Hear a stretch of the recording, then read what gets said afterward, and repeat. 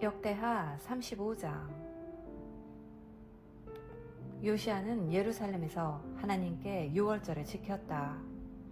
사람들은 첫째 달 14일에 유월절 어린 양을 잡았다. 그는 제사장들에게 상세한 지침을 주었고 그들을 격려하여 하나님의 성전에서 예배를 인도하게 했다. 그는 또 이스라엘 백성에게 예배와 관련된 제반 사항을 가르치고 지도하는 일을 맡은 레위인들에게 이렇게 말했다. 거룩한 궤를 이스라엘 왕 다윗의 아들 솔로몬이 지은 성전 안에 두시오. 당신들은 더 이상 그것을 어깨에 메고 다닐 필요가 없소. 하나님과 하나님의 백성 이스라엘을 섬기시오. 당신 자신들을 가문별로 조직하고 이스라엘 왕 다윗과 그 아들 솔로몬이 남긴 지침에 따라 각자 책임을 다하시오.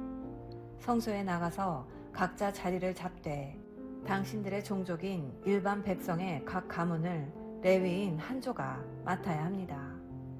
당신들이 할 일은 유월절 어린 양을 잡는 것입니다. 당신들 자신을 정결하게 하고 어린 양을 준비하여 모든 사람이 하나님께서 모세를 통해 명령하신 대로 유월절을 지킬 수 있게 해야 하오. 요시야 왕이 자기 소유의 양과 어린 양과 염소 3만 마리, 황소 3천 마리를 내놓음으로써 유월절을 지키는데 필요한 모든 것이 마련되었다.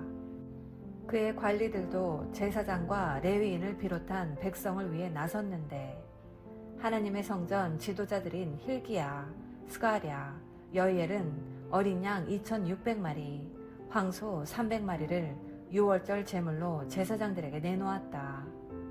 고나냐와 그의 동생 스마야와 느다넬은 레위인 지도자인 하사랴, 여이엘, 요사박과 함께 어린 양 5,000마리와 황소 500마리를 유월절 제물로 레위인들에게 내놓았다.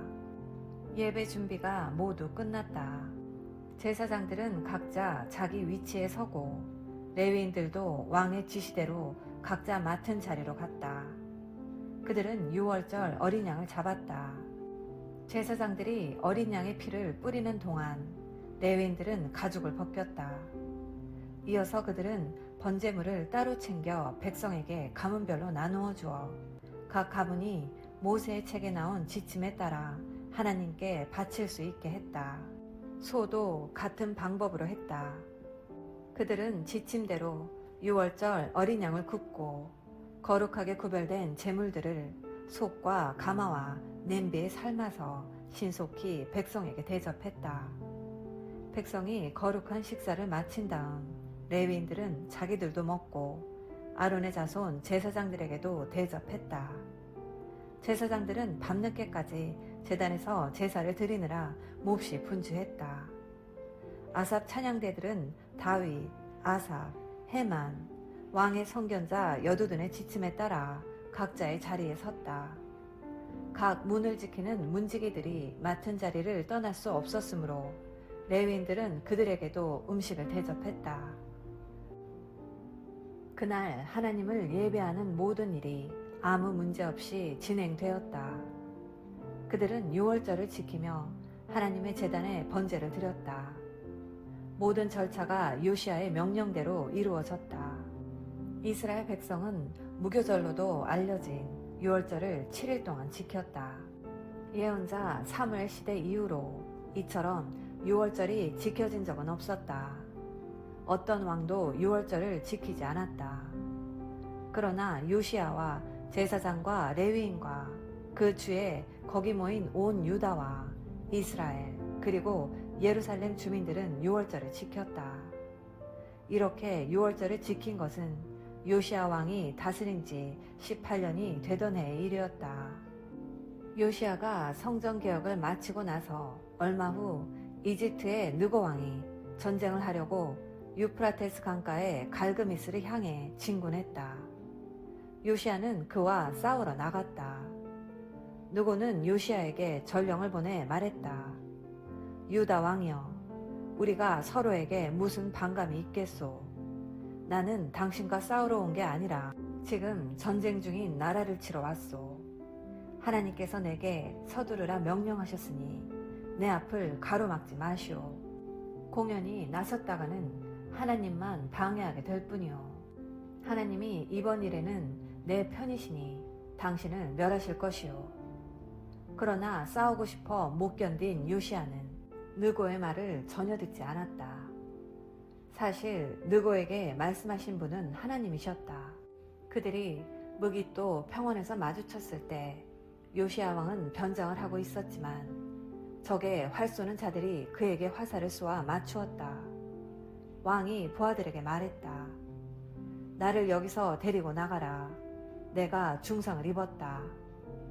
부하들은 그를 전차에서 끌어내 구급 전차에 넣어 예루살렘으로 데려왔다. 그는 거기서 죽어 가족 묘지에 묻혔다.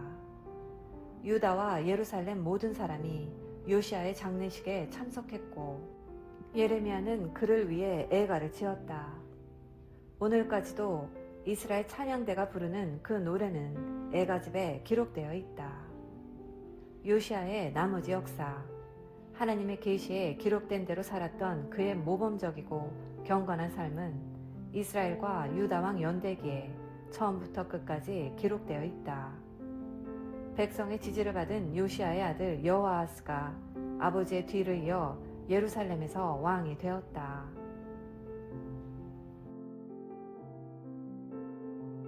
아멘.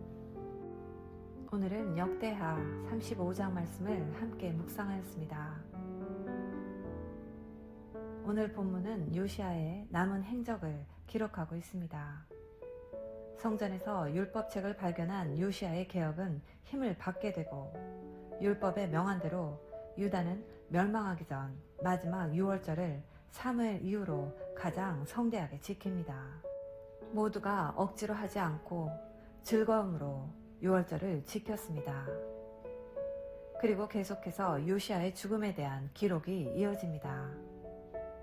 바빌론과 동맹 관계였던 유다의 요시야는 바로의 군대 출정을 지연하기 위해 무깃도에서 이집트 군대와 전투를 벌이게 됩니다. 그런데 이 전투에서 요시야는 애석하게도 부상을 입고 전사하게 됩니다.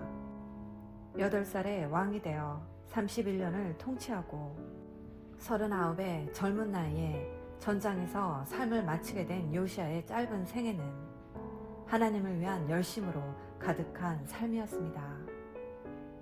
오늘 본문을 통하여서 중요한 것은 얼마나 길게 사는가가 아니라 길든 짧든 그 삶이 하나님의 영광을 위한 열심으로 채워졌는가 하는 것입니다.